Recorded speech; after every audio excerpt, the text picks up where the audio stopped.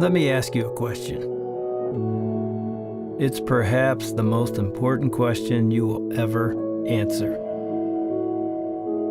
Who are you? Seriously, who are you? What comes to your mind? Are you a friend, a father, mother, businessman, athlete? Or maybe it's negative, ugly, broken, hurt, divorced, alone, an orphan. Whatever word or phrase comes to your mind, that's your identity. And I cannot overstate this. Your identity determines everything. Every decision made every day comes out of a belief of who you are. I personally think that there's two core beliefs that shape all of us. What we believe about God, theology, and what we believe about ourselves, identity. And I also think that what you think about God determines what you think about yourself. And let me get real personal. I think your relationship with your father determines your identity.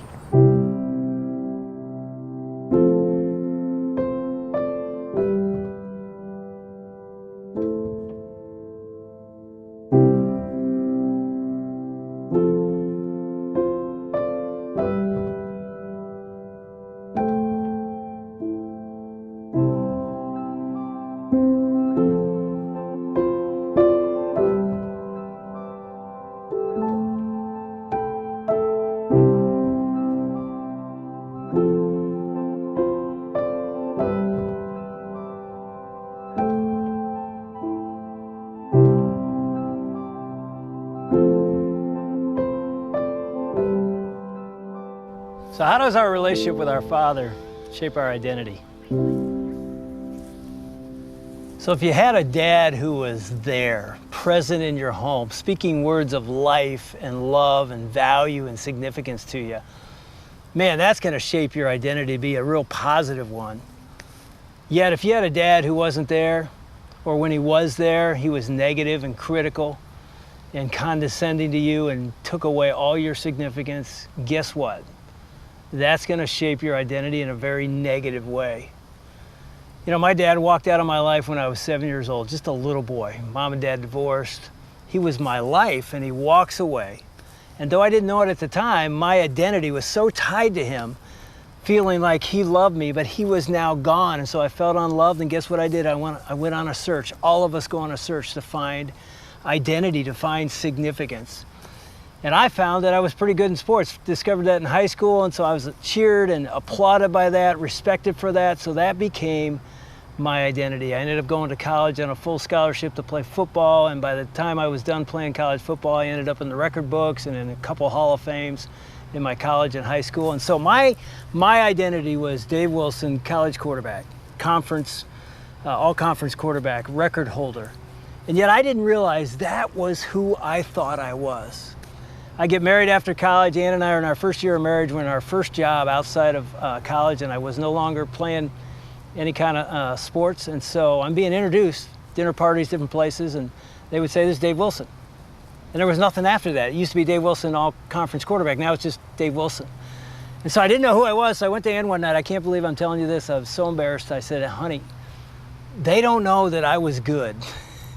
And I can't tell them that. It just looks, pretty bad. So, when they introduce me and people don't know me, would you just tell them, that I was a great quarterback back in the day? How pathetic. Seriously, how embarrassing is that I so needed an identity that I didn't know who I was apart from a title.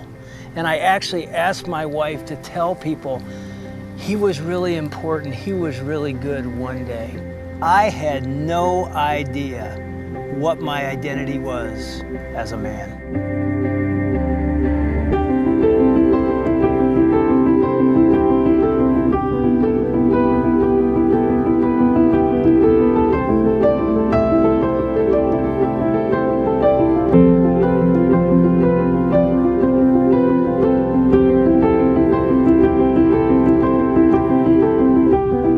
Remember, what you believe about God shapes what we believe about ourselves, and that was certainly true of me. I thought God was sort of like my dad, absent, had more important things and people to be involved with, and that shaped who I was. I lived in fear, always trying to get his acceptance and other people's acceptance.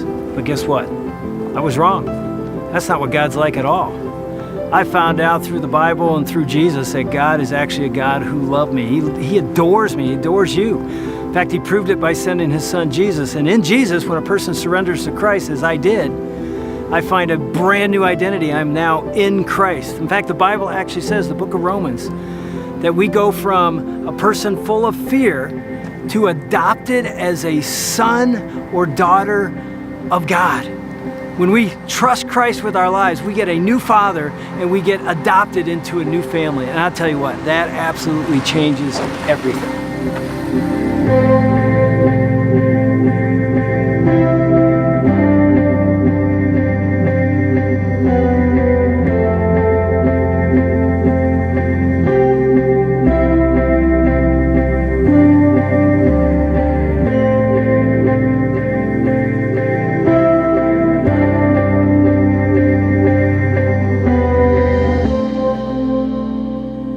He invites us with an invitation to be in Christ. And the second we choose Jesus, the second you choose Jesus, you are adopted into a new identity. No longer an orphan. The old is gone, the new has come. You are now a child of God.